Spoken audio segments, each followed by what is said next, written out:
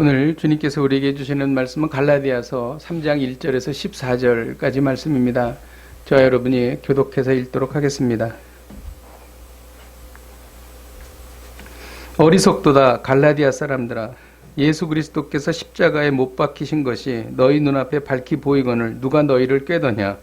내가 너희에게 이것을 알게 하노니 너희가 성령을 받은 것이 율법의 행위로냐 듣고 믿음에서. 너희가 이같이 어리석으냐. 성령으로 시작하였다가 이제는 육체로 마치겠느냐. 이같이 많은 괴로움을 헛되이 받았느냐. 과연 어때느냐. 너희에게 성령을 주시고 너희 가운데서 능력을 행하시는 이의 일이 율법의 행위에서냐 혹은 듣고 믿음에서냐. 아브라함이 하나님으로 정하셨다 함과 같으니라. 그런즉 믿음으로 말미암은 자들은 아브라함의 자손인 줄 알지어다. 또 하나님이 이방을 믿음으로 말미암아 의로 정하실 것을 성경이 미리 알고 먼저 아브라함에게 복음을 전하되 모든 이방인이 너로 말미암아 복을 받으리라 하였느니라. 그러므로 믿음으로 말미암은 자는 믿음이 있는 아브라함과 함께 복을 받느니라. 무릇 율법 행위에 속한 자들은 저주 아래에 있나니 기록된 바 누구든지 모든 일을 항상 행하지 아니하는 자는 저주 안에 있는 자라 하였습니다. 또 하나님 앞에서 아무도 율법으로 말미암아 의롭게 되지 못할 것이 분명하니 이는 의인은 믿음으로 살리라 하였습니다. 율법을 행하는 자는 그 가운데서 살리라 하였느니라. 그리스도께서 우리를 위하여 저주를 받은 바 되사 율법의 저주에서 우리를 속량하셨으니 기록된 바 나무에 달린 자마다 저주 아래에 있는 자라 하였습니다. 이는 그리스도 예수 안에서 아브라함의 복이 이방인에게 미치게 하고 또 우리로 하여금 믿음으로 말미암아 성령의 약속을 받게 하려 함이라. 아멘. 이 시간 같이 대한민국을 위해서 같이 기도하십시다. 코로나 유행을 통해서 인간의 무력함을 절감하고 하나님께 회개하는, 그리고 하나님을 바라보는 대한민국이 되게 하여 주옵소서. 또 경제적인 여러 가지 어려움을 통해서 겸손하고 더 성숙한 대한민국이 되게 하여 주옵소서. 또 교회가 깊은 반성과 회개를 통하여 대한민국의 회복과 부흥이 일어나게 하여 주시옵소서. 우리가 찬 목소리로 기도하시겠습니다. 하나님 아버지, 코로나 바이러스의 창궐은 인간의 죄악과 또한 인간의 무력함을 보게 합니다. 하나님 아버지, 코로나 바이러스의 창궐함을 통하여 하나님, 인간이 어찌할 수 없음을 깨닫게 하여 주시고 철저하게 회개하게 하여 주옵소서. 하나님 아버지, 경제적인 어려움을 통하여 더 낮아지게 하여 주시고 겸손케 하여 주시고 하나님 아버지, 또 이 시간을 통하여 더 성숙한 저희들이 될 수 있도록 은혜 베풀어 주시옵소서. 한국교회가 회개하기를 원합니다. 하나님 아버지, 주님께 돌아오기를 원합니다. 하나님 아버지, 모든 것의 원인이 하나님 아버지를 믿는 자들의 잘못됨에 있음을 고백합니다. 저희들을 용서하여 주시옵소서. 하나님 아버지, 우리를 회복시켜 주시옵소서. 하나님 아버지, 주님 앞에 기도하며 나아가오니 하나님 아버지, 저희들의 죄악을 용서하여 주시고 하나님 아버지, 주여 대한민국을 불쌍히 여겨 주시옵소서. 함께하여 주시고 하여 주시옵소서. 하나님 아버지, 우리의 연약함과 무력함을 봅니다. 주님의 위대하심과 전능하심을 바라봅니다. 하나님, 우리의 죄악들을 용서하여 주시옵소서. 예수 그리스도의 보혈을 덮어주셔서 하나님 아버지, 이제 하나님 아버지, 코로나 바이러스가 사라지게 하여 주시고 하나님 아버지, 우리를 불쌍히 여겨주시고 하나님 아버지, 경제적인 어려움에서부터 고통당하는 사람들을 하나님 불쌍히 여겨 주시옵소서. 긍휼을 베풀어 주시옵소서. 교회가 회개하고 돌아오기를 원합니다. 자복하고 회개하기를 원합니다. 교회가 회복함으로 인하여 대한민국이 하나님 아버지 견고하게 다시 일어나게 하여 주시옵소서.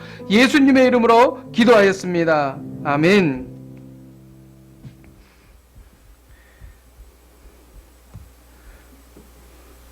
갈라디아서 3장은 어리석도다 갈라디아 사람들아로 시작합니다. 바울은 지금 분노하고 있습니다. 정성을 다해서 복음을 전했는데 복음에서 떠나 율법으로 가고 있는 것입니다. 거짓 교사들이 믿음으로만은 부족하다. 율법을 지켜야 한다. 할례를 받아야 된다. 그래야 구원받는다. 이렇게 말했다는 것이죠. 거기에 자꾸 넘어가고 있었습니다. 그래서 바울은 너희들의 경험을 한번 봐라. 생각해봐라. 성령을 받았는데 성령을 받은 것이 과연 율법의 행위로이냐, 행위로부터 비롯된 것이냐, 아니면 그것이 믿음으로냐, 이렇게 물어보는 것입니다. 그리고 아브라함의 예를 들어서 아브라함이 하나님을 믿음에 이것을 그의 의로 여기셨다라고 하는 오래전 말씀을 전하고 있는 것입니다. 바울은 갈라디아 사람들을 책망하고 있습니다. 1절 같이 한번 읽겠습니다. 1절 시작. 어리석도다 갈라디아 사람들아, 너희 눈앞에 밝히 보이거늘 누가 너희를 꾀더냐. 갈라디아 사람들은 십자가에 못 박히신 예수님을 보았다, 이렇게 바울은 말합니다. 근데 사실 갈라디아는 지역도 멀었고 또 예수님이 십자가에 못 박히던 현장에 있던 사람들도 아니었어요. 그럼에도 불구하고 십자가에 못 박히신 예수를 너희가 밝히 보고 있다, 이렇게 말하는 것입니다. 여러분, 예수님을 믿는다는 것은 우리가 예수님에 관해서 이렇게 배우는 것이 아닙니다. 십자가에 못 박히신 예수님을 바라보는 것이죠. 체험하는 것입니다. 이것이 바로 바울이 이야기하는 요지가 되겠습니다. 예수님은 일반적인 죽음이 아니라 우리의 죄를 위해서 죽으신 것이죠. 그분 하나님이십니다. 천지를 지으신 창조주께서 어떻게 정말 미물인 인간을 위해서 죽을 수 있을까? 이거는 정말 우리가 이해할 수 없는 것입니다. 우리가 이것을 깨달을 때에 우리는 충격을 받는 거예요. 이게 도대체 가당키나 한 일인가? 이 세상 어떤 종교도 창조주가 죄인을 위해 죽었다, 이렇게 말하는 종교는 없습니다. 기독교만이 이렇게 말하고 있지요. 지금 나를 위해 십자가에 죽으신 예수님을 바라보십시오. 우리의 인생의 목적이 바뀝니다. 그리고 방향이, 생각이 바뀌게 되는 것입니다. 거짓 교사들은 갈라디아 성도들을 꼬여내어서 잘못된 길로 가게 했습니다.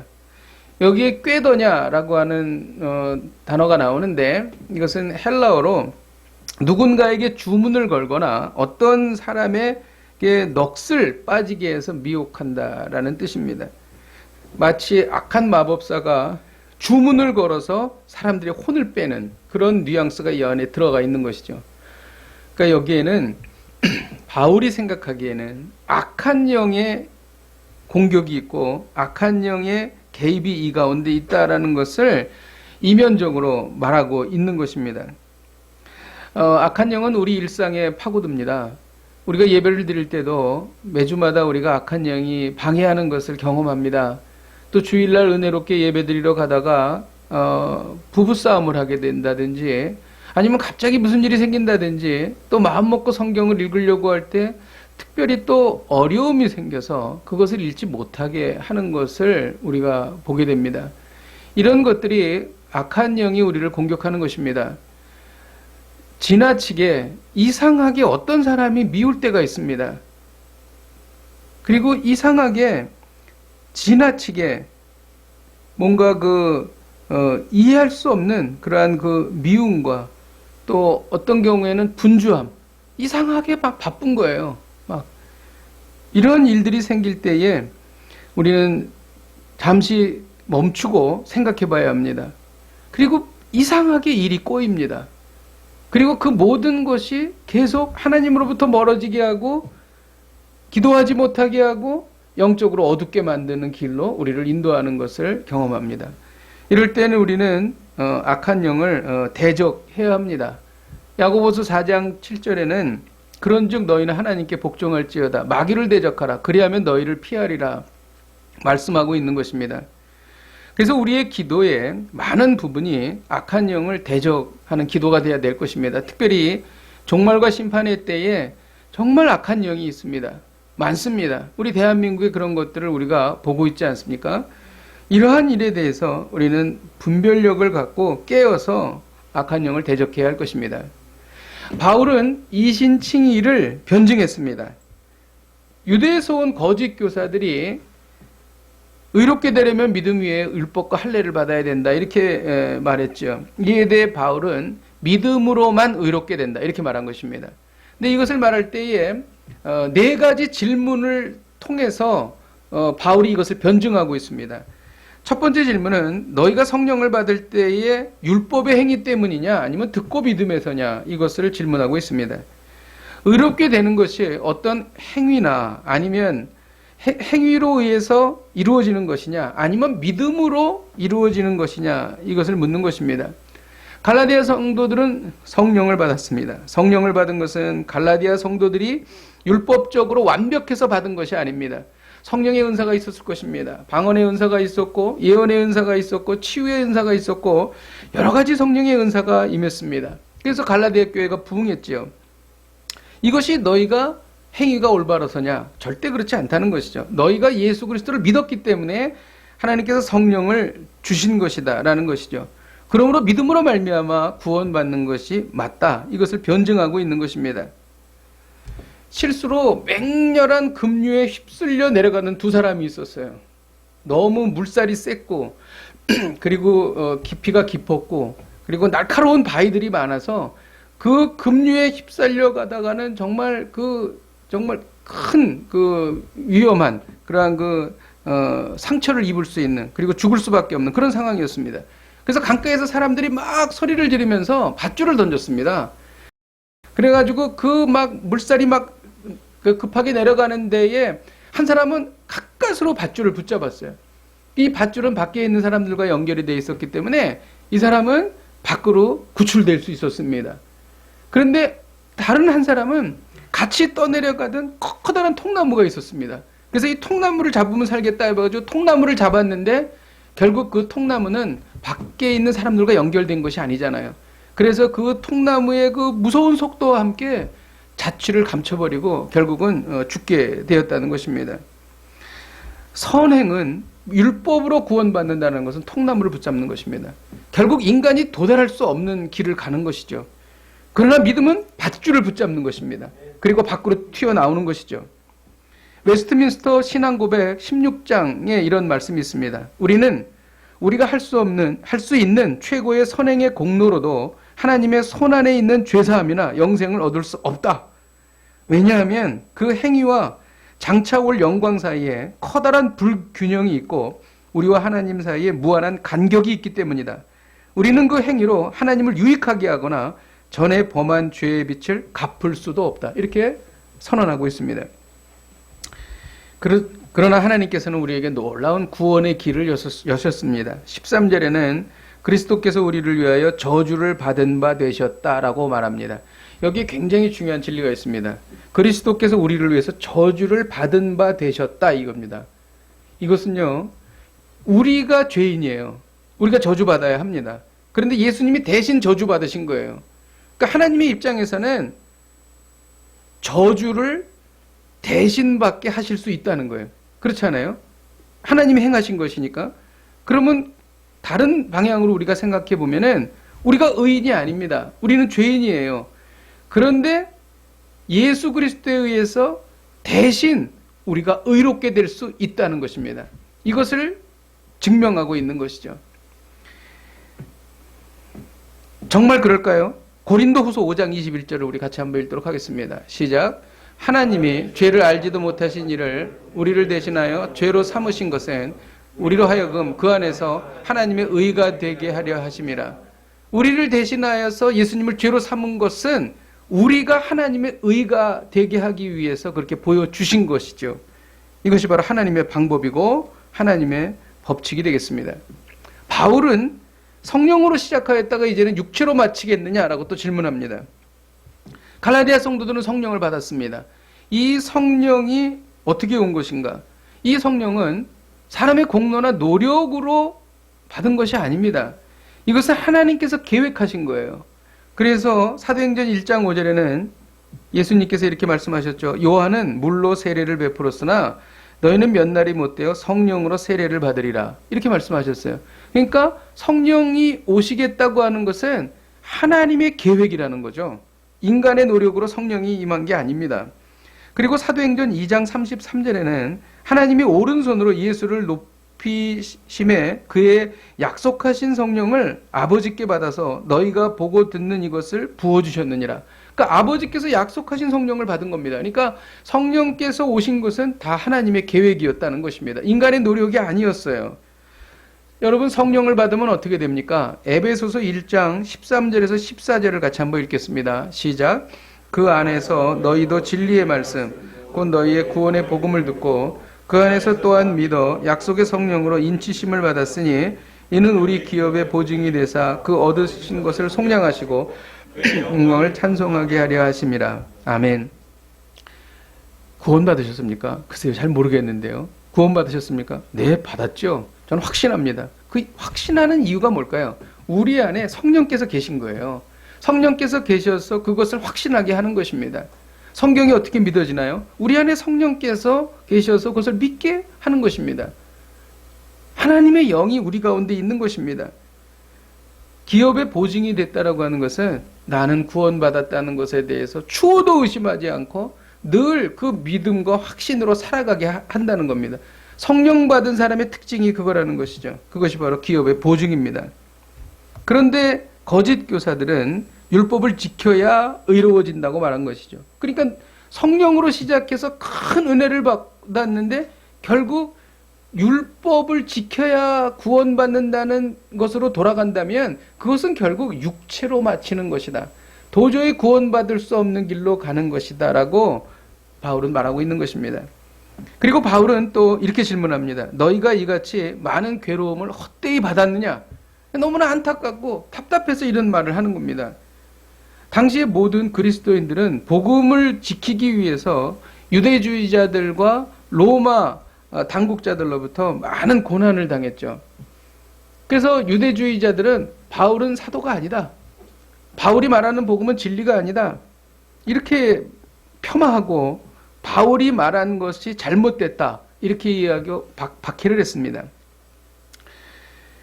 그러한 그 고난과 박해를 받은 것은 복음과 믿음을 지키기 위함이었다는 것이죠. 근데 이제 와서 율법과 할례를 추구한다면 그동안에 진리를 위해서 고난당했던 그 수많은 일들, 순교했던 사람들, 이런 사람들의 수고가 다 헛되게 되지 않겠느냐.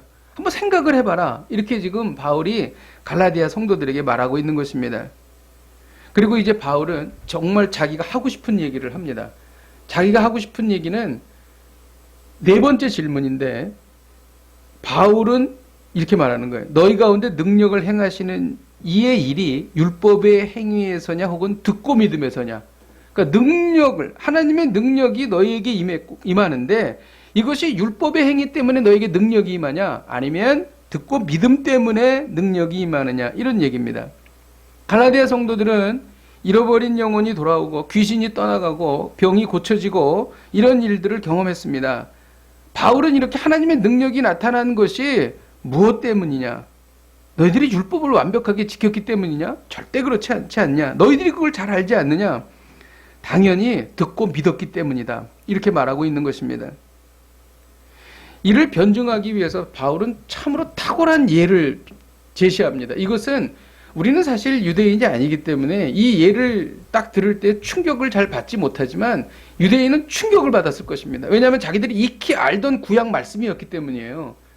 그러니까 지금 율법이냐 믿음이냐를 막 갈등하고 있는데 구약 말씀, 더 이상 반론을 제기할 수 없는 말씀을 딱 제시하는 겁니다. 그게 창세기 15장 6절이에요. 창세기 15장 6절에 아브라함이 여호와를 믿으니 여호와께서 이를 그의 의로 여기시고, 아브라함이 행위로 의롭게 된 게 아니라 하나님을 믿은 겁니다. 그랬더니 너는 의인이야, 의롭다라고 칭해 주신 거예요. 아브라함이 저는 구원받은 순간이라고 저는 믿습니다. 아브라함이 구원받은 것은 믿음으로 구원받은 것이죠. 그런데 이제 이 바울이 뭐를 말하고 있냐면은, 우리는 보통 생각할 때에 복음은 구원받을 때 필요해. 예수 그리스도를 믿고 구원받아야 돼. 이렇게 생각을 하잖아요. 그리고 그 뒤에 신앙생활에 있어서 그 복음에 대해서 그렇게 크게 생각을 하지 않고 살아갑니다. 그런데 바울은 그게 아니라 아브라함을 보면 아브라함이 믿음으로 의롭게 됐는데 그 이후에도 끊임없이 믿음으로 자기의 삶을 풍요롭게 하고 능력 있는 삶을 살고 승리하는 삶을 살아가고 있다는 것을 말하고 있는 거예요.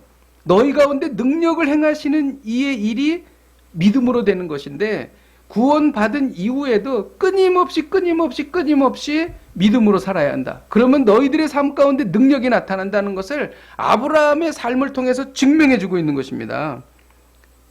아브라함은 사실 그렇게 훌륭한 사람이 못 됐어요. 자기가 목숨을 유지하기 위해서 자신의 아내를 누이라고 2번이나 속였죠. 치졸한 사람입니다. 어떻게 보면은. 그럼에도 불구하고 하나님께서 아브라함을 의롭다 하셨습니다. 그리고 아브라함에게 본토 친척 아비 집을 떠나서 내가 내게 지시할 땅으로 가라 이렇게 말씀하셨죠. 하나님 믿은 겁니다. 어디로 가야 될지 몰랐습니다. 하나님 믿었습니다. 그랬더니 정말 젖과 꿀이 흐르는 가나안 땅으로 아브라함을 인도하셨죠. 무엇으로부터 이런 일이 일어났습니까? 믿음으로부터 시작된 것입니다. 그리고 아브라함은 100살이 가까운 나이에도 하나님께서 너에게 내 몸에서 아들이 날 거야 라는 말씀을 믿은 겁니다. 믿었더니 어떻게 됐어요? 자기가 할 수 없는 거죠. 100살이 됐는데 어떻게 아이를 낳아요? 하지만 그걸 믿었더니 하나님의 능력이 임하여서 이삭을 낳게 되었다는 것입니다. 또 아브라함은 하나님께서 약속하신 상상할 수 없는 놀라운 복을 받았는데 창세기 15장 5절을 한번 읽겠습니다. 시작. 그를 이끌고 밖으로 나가 이르시되 하늘을 우러러 무뼈를 셀 수 있나 보라. 또 그에게 이르시되 내 자손도 이와 같으리라. 지금 자기에게 아이가 없어요. 그럼에도 불구하고 하늘에 있는 수많은 별처럼 너의 자손이 될 거야 라고 하시는 하나님의 말씀을 믿은 겁니다. 믿었더니 어떻게 됐어요? 그 일이 그대로 이루어진 것이죠. 계속 아브라함이 죽고 나서도 그 자손 내 자손의 자손의 이 말씀이 그대로 이루어진 거예요. 이 말씀이 이루어진 것은 믿음으로 된 것이죠. 믿음이 능력이 되었고 믿음이 역사가 된 것입니다. 아브라함은 눈에 넣어도 아프지 않은 이삭을 바치라고 했을 때 바쳤습니다. 그런데 아브라함은요, 부활의 능력을 믿었습니다. 이것을 어떻게 알 수 있냐면은 함께 모리아산으로 간 2 종에게 이제 이삭을 바치려고 함께 갔던 모리아산으로 갔던 2 종에게 뭐라고 얘기했냐면 너희는 여기에 좀 기다리고 있어라. 우리가 그러니까 이삭과 함께 산에 가서 예배하고 다시 너희에게로 돌아올 것이다. 자, 이삭을 지금 번제로 드리러 가고 있습니다. 그런데 이삭과 함께 내려오겠다고 2 종에게 말하고 있어요. 무엇을 말합니까? 믿음이 있었다는 거죠. 자기가 번제로 이삭을 바쳐도 하나님께서 이삭을 살려주실 것이다 라고 믿었다는 것입니다. 이게 뭐 제가 소설을 쓰는 건가요? 아니요, 그렇지 않습니다. 히브리서 11장 19절을 같이 한번 읽겠습니다. 시작. 그가 하나님이 능히 이삭을 죽은 자 가운데서 다시 살리실 줄로 생각한지라. 비유컨대 그를 죽은 자 가운데서 도로 받은 것이니라. 히브리 기자가 이렇게 말하고 있습니다. 그리고 그 믿음은 그대로 이루어져서 이삭은 죽지 않았습니다. 그리고 하나님께서 이삭 대신에 번제할 양을 준비하셨죠. 참으로 놀랍죠. 이것이 다 어디로부터 비롯된 것인가? 믿음이 통로가 돼서 비롯된 것이죠. 그리고 더 이상 이 율법과 행위에 대해서 왈가불가 할 수 없는 결정적인 그러한 그 증거는 뭐냐면 아브라함이 믿음으로 의롭다 한 창세기 15장 6절의 시점이 아브라함이 할례 받기 이전이었다는 거예요. 만일 할례 받아야 구원받는다 그러면 아브라함이 어떻게 구원을 받을 수가 있겠어요? 할례 받기 전에 믿음으로 의롭다함을 얻었다는 겁니다. 그러니까 이것은 더 이상 어떻게 반론을 제기할 수가 없는 것이죠. 여러분, 믿음은요, 하나님께 모든 것을 내어 맡기는 것입니다. 하나님이 여기 계십니다. 우리가 여기 있는데 막 그냥 강물이 막 물살이 막 굉장히 급류가 떠내려 가는데 그때 하나님 저를 건져주실 줄로 믿습니다라고 강물에 정말 뛰어드는 거나 마찬가지예요. 모든 것을 걸고 하나님께 맡기는 거예요. 여러분, 그렇게 하실 수 있겠습니까? 우리가 삶을 살면서 특별히 힘들고 어렵고 위기적인 순간에 그렇게 할 수가 있을까요? 그런데 그것이 복음이라는 것이죠. 복음의 능력은 구원받을 때는 시작입니다. 그리고 그 뒤에 일상에서 일어나는 복음의 능력이 더 엄청난 것이고 더 놀라운 것입니다. 복음은 우리를 구원할 뿐 아니라 복음은 우리를 성장시킵니다. 성장시키는 핵심적인 내용은 성화가 되겠습니다. 그리스도를 믿음으로 구원받았을 뿐 아니라 그리스도를 믿음으로 성화되는 것이죠. 우리는 복음으로 믿음 생활을 시작하지만 복음을 가지고 일상을 살아가는 것입니다. 여러분의 삶 속에 복음의 능력이 있습니까? 오늘 이 이야기를 하고 있는 거예요. 그래서 네 번째 질문이 너희에게 능력을 행하시는 이의 일이 율법이냐 믿음이냐 이걸 말하고 있는 것입니다. 믿음이라는 것이죠. 복음이라는 것이죠. 우리의 삶 속에 우리의 일상 속에서 복음의 능력이 그대로 드러나야 한다는 것입니다. 오늘의 메시지가 무엇입니까? 복음으로 구원받고 복음으로 살아가라는 것입니다. 복음으로 구원받고 복음으로 살아가라는 거예요. 복음은 무엇입니까? 쉽게 말씀드리겠습니다. 내 힘과 내 공로로 하나님과의 관계가 회복할 수 없어요. 하지만 오직 예수 그리스도를 통해서 관계가 회복될 수 있다라는 믿음으로 나아갈 때 정말 관계가 회복되는 것입니다. 내 힘과 내 공로로 세상에서 승리할 수 없어요. 그런데 성령님께서 도와주시면 나는 승리할 수 있다라는 믿음으로 나아가는 거예요. 그리고 그 능력이 진짜 임하는 것입니다. 여러분, 우리의 공로를 의지하지 않고 하나님의 능력을 의지해서 우리의 모든 것을 내어 맡길 때, 그리고 힘차게 전진할 때 복음의 능력이 우리의 삶 가운데 임한다는 것입니다. 나를 믿지 않고 세상을 믿지 않고 하나님을 믿는 것입니다. 물론 우리가 최선을 다합니다. 그러나 그 결과는 다 하나님께 맡겨드리는 것입니다. 여러분, 놀라운 일이 일어납니다. 이것이 바로 신앙생활하는 참 맛이다. 저는 이렇게 볼 수 있습니다. 참 능력이다. 이렇게 저는 말할 수 있습니다. 모세가 이룬 출애굽의 기적이 복음의 능력이에요. 이스라엘 백성이 할 수 없어요. 그 바다를 건널 수 없습니다. 그런데 하나님께서 홍해를 갈라주셨죠. 믿음으로 지팡이를 지시했을 때에 홍해가 갈라졌어요. 복음의 능력입니다. 여러분, 이스라엘 백성이 여리고 성을 무너뜨린 것, 어떻게 여리고 성이 무너집니까? 거기 7바퀴 돈다고 무너집니까? 돌 때 얼마나 불안했겠어요. 성 위에서 화살을 쏠 수도 있고 돌을 던질 수도 있는데 거기를 7바퀴를 돈 거예요. 믿음입니다. 그랬더니 어떻게 됐어요? 마지막 소리를 지르니까 성이 무너진 것입니다. 누가 했어요? 하나님이 하셨죠. 어떻게 할 수 있어요? 믿음으로 할 수 있었죠. 이게 복음입니다. 예수님의 십자가 부활이 복음입니다.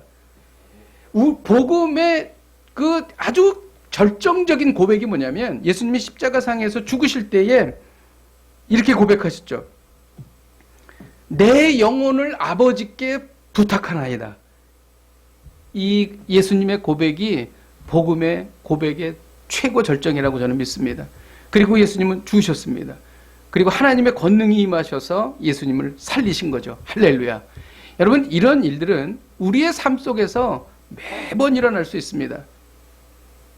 그런데 우리가 복음의 능력으로 살아갈 수 없을 경우가 너무 많죠.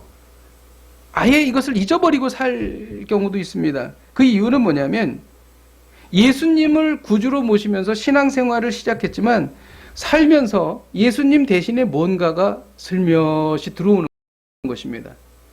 예수님 대신에 슬며시 어떤 즐거움이 들어옵니다. 예수님 대신에 어떤 안정감이 들어옵니다. 예수님 대신에 어떤 편안함이 들어옵니다. 예수님 대신에 인정받고 싶은 욕구가 들어옵니다. 예수님 대신에 어떤 경제적인 이득이 들어옵니다. 이렇게 되면서 복음의 능력이 사라지고 행위가 내 삶을 지배하기 시작합니다. 그러면 생명력을 잃기 시작하는 거예요. 그러면 믿음이 사라지기 시작하는 것입니다.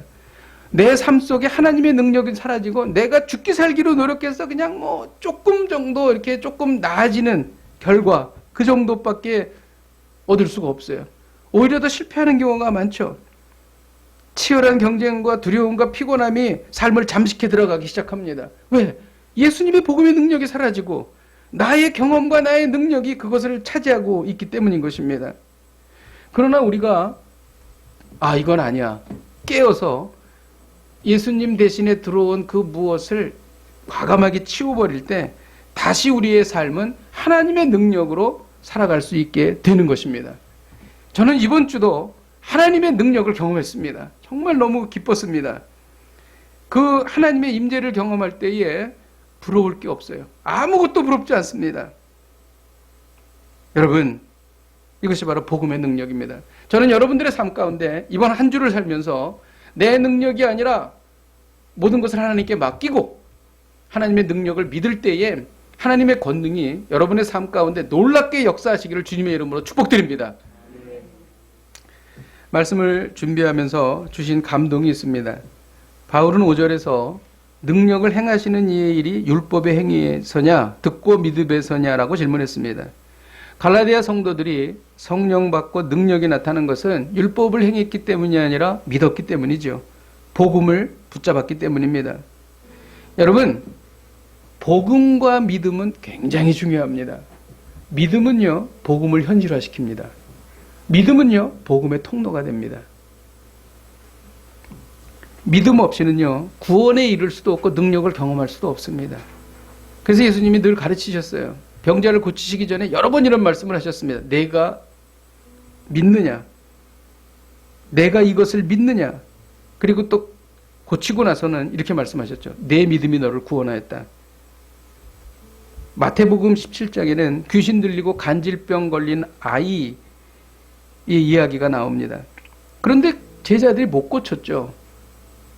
창피를 당했습니다. 그리고 나중에 예수님이 고쳐주셨어요. 그리고 나중에 저녁 때 제자들이 예수님께 여쭤봤죠. 왜 우리는 못 고쳤습니까? 그때 예수님이 뭐라고 말씀하셨어요? 믿음이 적은 연고니라. 너희가 겨자씨만한 믿음이 있으면 산을 옮길 수 있다. 그렇게 주님이 말씀하셨습니다.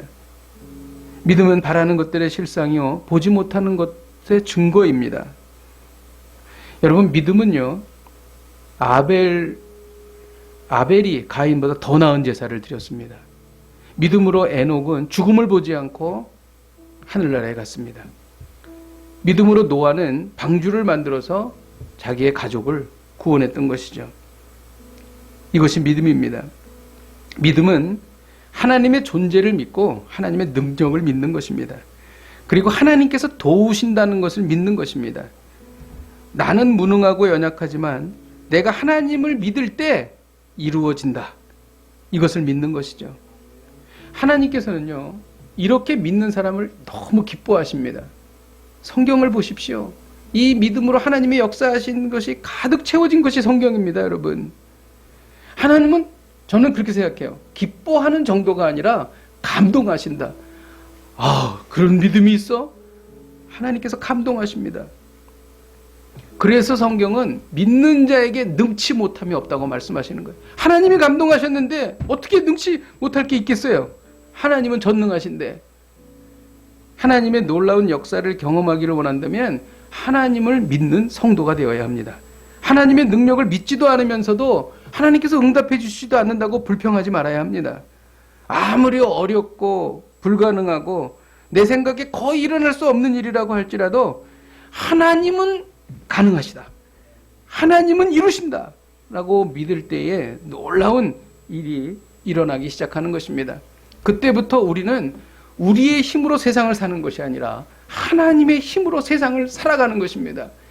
짜릿하지 않습니까? 기대되지 않습니까? 놀랍지 않습니까? 여러분, 이 이야기를 하고 있는 거예요.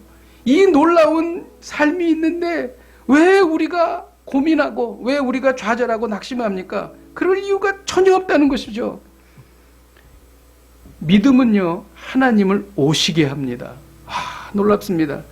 믿음은요, 능력을 부릅니다. 이 말이 능력을 행하시는 이의 일이 율법의 행위에서냐 듣고 믿음에서냐 라는 말씀의 깊은 뜻인 것입니다. 오늘 하나님은 우리에게 말씀하십니다.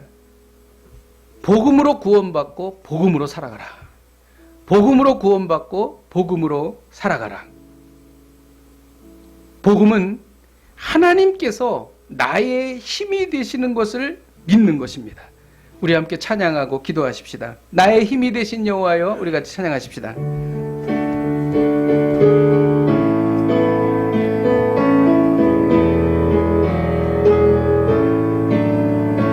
나의 힘이 되신 여호와여, 내가 주님을 사랑합니다. 주는 나의 반석이시며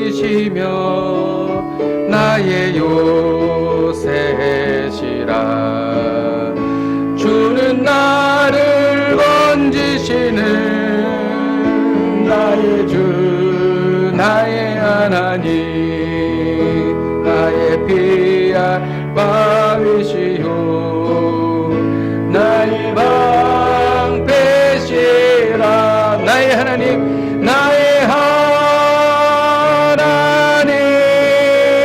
나의 하나님 구원의 뿌리시오 나의 산소 나의 하나님 나의 하나님 나의 하나님